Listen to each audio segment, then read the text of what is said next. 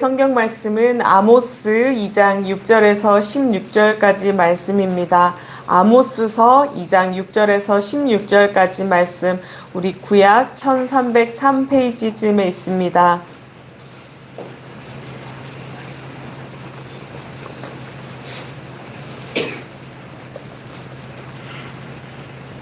아모스서 2장 6절에서 16절까지 말씀, 우리 한 절씩 교독하시고 마지막 절 합독하도록 하겠습니다. 나 주가 선고한다. 이스라엘이 지은 서너 가지 죄를 내가 용서하지 않겠다. 그들이 돈을 받고 의로운 사람을 팔고 신 한 켤레 값에 빈민을 팔았기 때문이다. 그들은 힘없는 사람들의 거리를 흙먼지 속에 쳐넣어서 짓밟고 힘약한 사람들의 길을 굳게 하였다. 아버지와 아들이 같은 여자에게 드나들며 나의 거룩한 이름을 더럽혔다. 그들은 전당으로 잡은 옷을 모든 제단 옆에 펴놓고는 그 위에 눕고 저희가 섬기는 하나님의 성전에서 벌금으로 거두어들인 포도주를 마시고 나였다. 그런데 나는 그들이 문 앞에서 아모리 사람들을 멸하였다. 아모리 사람들이 비록 백향목처럼 키가 크고 상들이나무처럼 강하였지만 내가 위로는 그 열매를 없애고 아래로는 그 뿌리를 잘라버렸다. 내가 바로 너희를 이집트 땅에서 이끌어내어 40년 동안 광야에서 인도하여 아모리 사람의 땅을 차지하게 하였다. 또 너희의 자손 가운데서 예언자가 나오게 하고 너희의 젊은이들 가운데서 나실 사람이 나오게 하였다. 이스라엘 자손아, 사실이 그러하지 않느냐. 주님께서 하신 말씀이다. 그러나 너희는 나실 사람에게 포도주를 먹이고 예언자에게는 예언하지 말라고 명령하였다. 식자를 가득히 실은 수레가 짐에 짐을 밀어가듯이 내가 너희를 짓누르겠다. 아무리 잘 달리는 자도 달아날 수 없고 강한 자도 힘을 쓰지 못하고 용사도 제 목숨을 건질 수 없을 것이다. 말을 가진 자도 버틸 수 없고 발이 강한 자도 피할 수 없고 말을 탄 자도 제 목숨을 건질 수 없을 것이다. 용사 가운데서 가장 용감한 자도 그날에는 벌보고 벗고 도망갈 것이다. 주님께서 하신 말씀이다. 아멘. 예, 오늘 말씀 이 아모스서는요, 예전에도 우리가 한번 나눴던 적이 있는 그러한 말씀입니다. 이 저자인 아모스는요, 우리가 요즘 신앙광자에서 하듯이 북이스라엘의 여로보암 2세 때 우리가 활동했던 선지자입니다.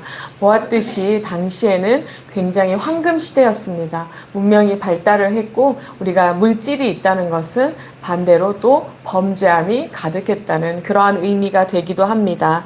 참 살기 좋은 나라였죠. 그런데 우리가 부를 축적하다 보면 꼭 따라오는 것이 있습니다. 부를 축적한 자와 축적하지 못한 자, 그러니까 부유한 자와 가난한 자, 이렇게 나뉘어지는 그러한 현상이 발생을 하는데요. 그 당시에는 중산층이 없었다 그래요. 그래서 가난한 자 아니면 부유한 자, 이 완전히 양극단에서 두 부류만 딱 있었습니다. 그런데 이런 시대를 살고 있는 이들에게 이 아모스는 죄에 대해서 그리고 너희가 받을 심판에 대해서 오늘 선포하고 있습니다. 먼저 열방 나라에 대해서 선포를 한 다음에요. 오늘 8번째로 이 이스라엘 민족에 대해서, 이스라엘 이 나라에 대해서 심판을 선포합니다. 과연 그들의 죄는 무엇이었을까요? 어떠한 죄 때문에 이들이 이렇게 심판을 받게 되는 것일까요? 또 이들이 이렇게 죄를 짓게 된 이유는 과연 무엇인지 오늘 살펴보면서 우리는 절대로 그 죄의 자리에 서 있지 않기를, 또 우리는 심판의 자리가 아니라 은혜의 자리에 서 있을 수 있기를 축복합니다. 예, 먼저 아모스는요, 북이스라엘 이 백성들이, 이 나라가 어떻게 하나님을 저버렸는지 그 죄에 대해서, 서너 가지 죄에 대해서 말을 하는데요. 자세히 살펴보도록 하겠습니다. 그 첫 번째 죄는요, 바로 가난한 사람을 노예로 팔았다는 것입니다. 이게 왜 죄가 되냐면요, 우리가 물론 말로 그냥 들어도 사람을 노예로 판 것이 당연히 죄겠다 생각하지만 당시에 노예제도가 있었던 걸로 봐서는 그냥 지나칠 수도 있습니다. 그런데 우리가 신명기서 15장에서 보면요, 이 가난한 형제를 대할 때 어떻게 대해야 되는지 지침이 나와 있어요. 근데 무엇이라고 하면요, 가난한 이들에게 마음을 악하게 하지 말래요. 그리고 그 손을 움켜쥐지 말고 그들에게 필요한 쓸 것을 넉넉하게 나눠주라고. 또 마음에 악한 생각도 품지 말고 악한 눈으로 그들을 보지도 말고, 그리고 아낌없이 나누어 주라고. 그렇게 지금 명령을 합니다. 그런데 이스라엘을 보면 어떻게 해요? 자선단체에 기부는 굉장히 그 당시에 많이 했거든요.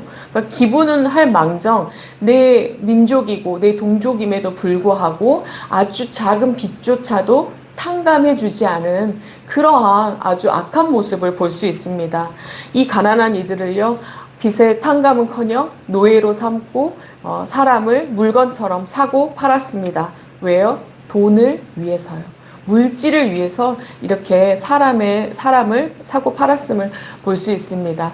그런데 의롭고 무고한 사람도 사고 팔았다고 되어 있습니다. 그게 무슨 말이냐면요, 죄를 뒤집어 씌워서 벌금을 물리고 또 벌금을 물릴 수 없을 때, 그 사람이 그 벌금을 감당할 수 없을 때 그걸 이용해서 그를 팔았다라고 이야기하는 것입니다.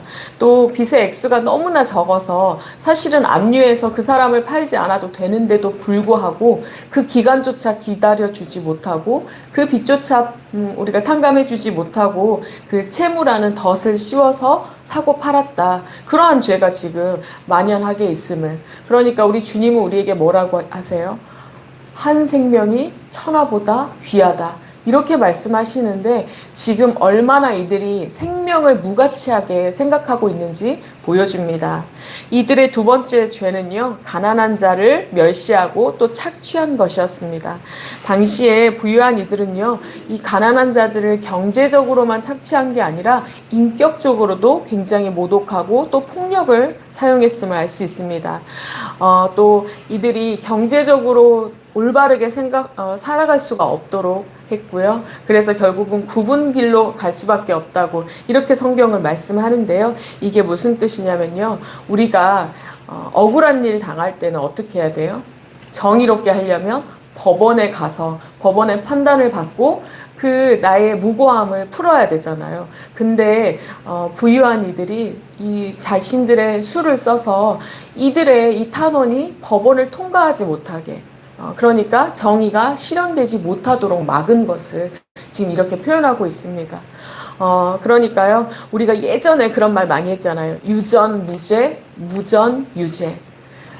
그 시대나 이 시대나 동일하게 죄의 모습은 똑같음을 볼 수 있습니다. 세 번째 죄는요, 삐뚤어진 성적인 죄, 그러니까 성적인 문란함에 대해서 이야기를 하고 있습니다. 부자지간에 이렇게 같은 여인과 성관계를 맺는 것에 대해서 성경은 아주 단호하게 금하고 있는데요. 우리 레위기 말씀에서 주신 명령이 있어요. 내 아버지의 아내의 하체를 범하지 말라. 바로 이 말씀이 아버지와 관련된 여인과는 절대 관계를 하면 안 된다는 그러한 말씀입니다. 이것은요, 어머니만 뿐만이 아니라 이 남편과 그러니까 아버지와 관련된 모든 여자들. 근데 지금 이 시대에는요, 어떤 의미였냐면, 한마디로 말하면 여자를 샀는데 동일한 여자를 사서 같은 관계를 맺었다, 이렇게 생각을 하시면 되겠습니다. 그러니까 얼마나 주님의 말씀을 어기고 신앙적 배교가 정말로 얼마나 컸는지, 도덕적으로 얼마나 타락했는지를 보여주고 있습니다. 이것을 통해 우리가 사회는 얼마나 무너졌을지, 가정은 얼마나 무너졌을지 짐작해 볼 수 있습니다. 또 이들의 죄는요, 이렇게 돈을 빌려주면서 불법 담보물을 취한 것이라고 말합니다. 고대 근동에서는요, 우리가 일교차가 심했어요. 그래서 꼭 겉옷을 입었는데 그게 낮에는 물론 외출복으로 이용했고 또 밤이 되면 추워서 그게 이불이 되기도 했어요. 근데 이 옷을 저당 잡히면 어떻게 될까요? 추워서 잠을 이루지 못하겠죠. 그래서 출애굽기 22장에 보면요, 이웃의 옷을 전당 잡았을지라도 해가 지기 전에는 돌려주라라고 이렇게 되어 있습니다. 그럼에도 불구하고 부유한 이들은 이 자신들의 동족들이 밤에 추워서 잠을 자든지 말든지 아무런 지금 추위에 얼어 죽든지 말든지 아무런 관심이 없었어요. 그 안에 사랑과 자비와 긍휼이 하나도 남아있지 않음을 볼 수 있습니다. 오직 자기들의 이익을 추구하고 있는 그 악한 모습을 보여줍니다. 이 겉옷은요, 그럼 그들에게 어떠한 용도로 쓰였냐 보니까 그 다음에 보니까 술을 마시기 위한 자리로, 돗자리쯤으로 지금 사용하고 있어요. 그래서 하나님의 성전에서 자기의 풍요로움이 이것이 하나님이 주시는 축복인 것처럼 그 위에서 그 옷들을 깔고 포도주를 마셨다라고 오늘 말씀합니다. 얼마나 인간성이 상실이 되었는지 볼 수 있습니다. 하나님의 이들에게요, 너희의 이러한 죄 때문에 절대로 돌이키지 않겠다고 심판하시겠다고 오늘 말씀합니다. 과연 이렇게까지 그들이 범죄하게 된 이유는 무엇일까요? 이어지는 9절부터 그 답이 나와 있는데요.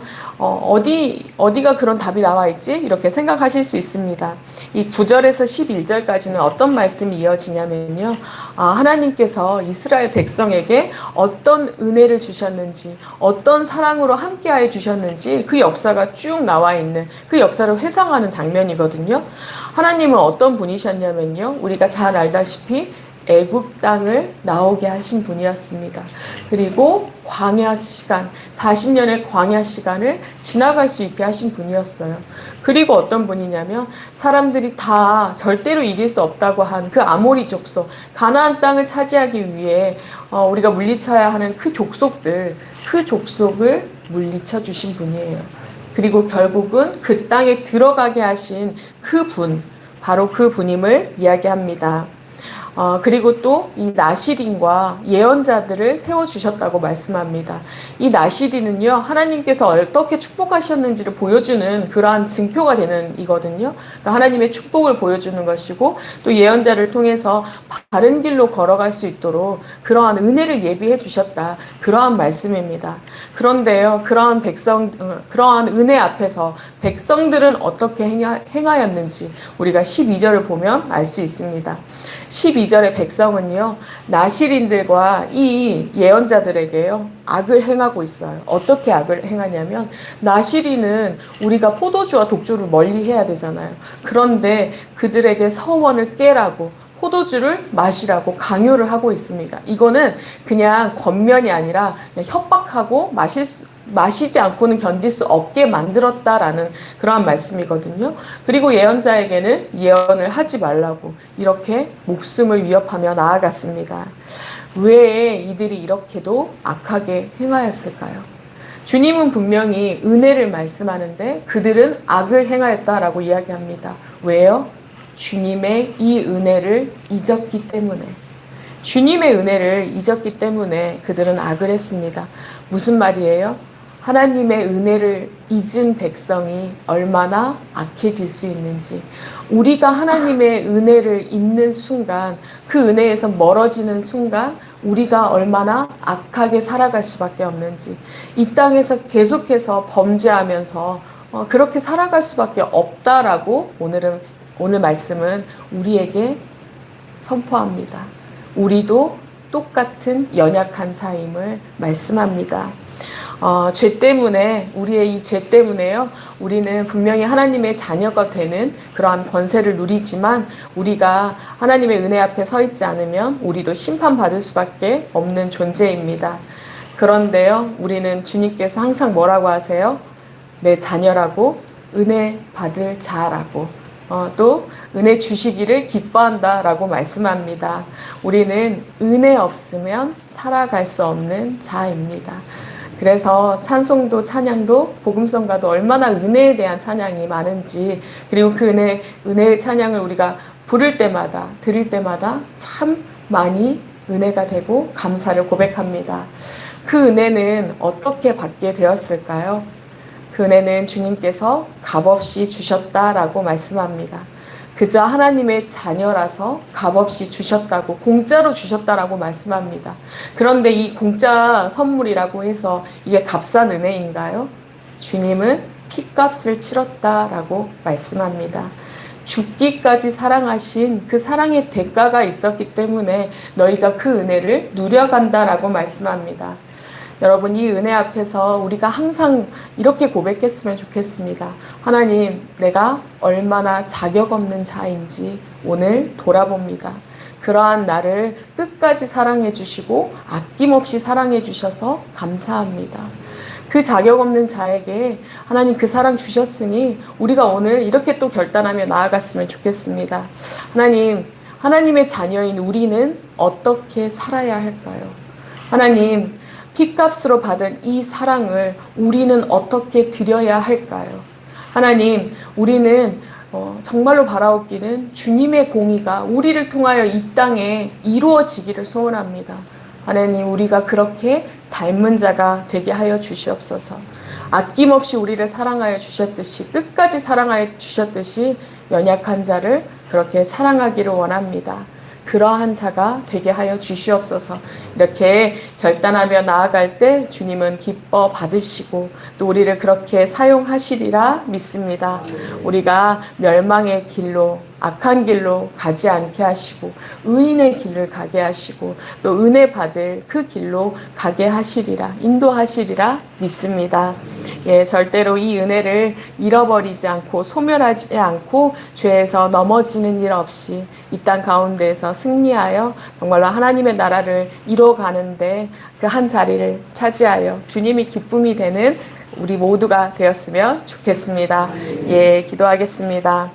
하나님, 오늘도 주님의 은혜를 알게 하시니 감사합니다.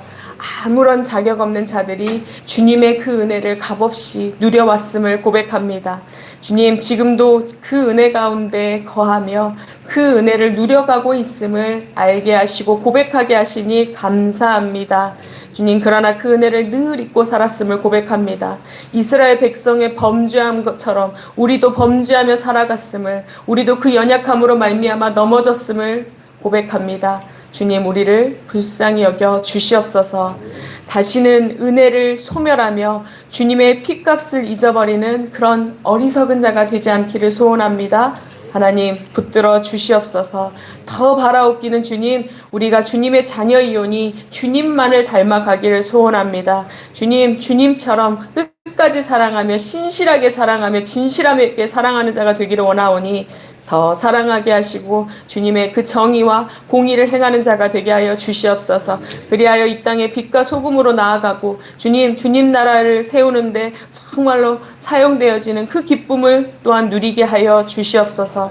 우리의 이 기도를 통하여 주님, 우리의 삶의 자리를 통하여 하나님 나라를 세우시고 연약한 자를 살아나게 하시니 주님 감사합니다. 주님, 그것에 기뻐하게 하여 주시옵소서. 그것만으로 만족하게 하시고 그것이 기쁨이 되어 끝까지 인내하며 끝까지 사랑하는 그러한 은혜를 더하여 주시옵소서. 오늘도 우리를 통해 이루실 주님의 영광을 바라봅니다. 주님, 함께하여 주시옵소서. 특별히 오늘은 우리 정릉교회에서 지방회가 있습니다. 주님, 세워주신 목회자들 다시 한번 불러주신 그 은혜에 감격하는 시간이 되게 하여 주시옵소서. 모든 것은 주님이 이루실 것을 바라보며 나아가기를 소원합니다. 힘써 일할 때 우리의 힘과 능력이 아닌 주님께서 이루실 것을 바라보며 나아간다는 그러한 우리 안에 그 고백이 있기를 소원하며 또 우리가 진실함과 성실함으로 다함 없는 사랑으로 맡겨주신 양을 돌볼 수 있는 그 겸손을 주님, 그 능력을, 그 고백을 할 수 있도록 주님 역사하여 주시옵소서. 오늘 회의의 모든 과정 가운데 주님 함께하여 주시고 은혜 더하게 하실 것을 믿습니다. 특별히 담임 목사님 말씀 전하십니다. 말씀을 통해 다시금 주님 앞에 선자로 오직 주님만 바라보며 나아가기를 결단하는 그 은혜의 시간이 될 수 있도록 담임 목사님께 충만함을 더하여 주시옵고 지혜와 능력을 더하여 주시옵소서. 오늘도 우리 교회가 많은 사역들을 이루어 나아갑니다. 주님, 이것이 우리의 일이 되어지지 않게 하시고 하나님께서 연약한 자를 세우고자 하시는 그곳에 사용되어지는 아름다운 일들이 되게 하여 주시옵소서. 우리의 힘이 아닌 주님 주신 능력으로 나아갑니다. 풍성한 은혜를 더하여 주시옵고 그 은혜로 나아갈 때 우리가 서 있는 그 자리가 기쁨이 되게 하여 주시옵소서. 오늘도 맡겨주신 삶의 자리가 정말 하나님께서 맡겨주신 사명의 자리임을 감사로 고백하며 나아갑니다. 감당하게 하시고 감당할 때 기쁨이 넘치게 하여 주시옵소서. 모든 것에 감사하며 예수님 이름으로 기도합니다. 아멘. 하늘에 계신 우리 아버지여, 이름이 거룩히 여김을 받으시오며 나라가 임하시오며 뜻이 하늘에서 이루어진 것 같이 땅에서도 이루어지이다. 오늘 우리에게 일용할 양식을 주시옵고 우리가 우리에게 죄 지은 자를 사하여 준 것 같이 우리 죄를 사하여 주시옵고 우리를 시험에 들게 하지 마시옵고 다만 악에서 구하시옵소서. 나라와 권세와 영광이 아버지께 영원히 있사옵나이다. 아멘.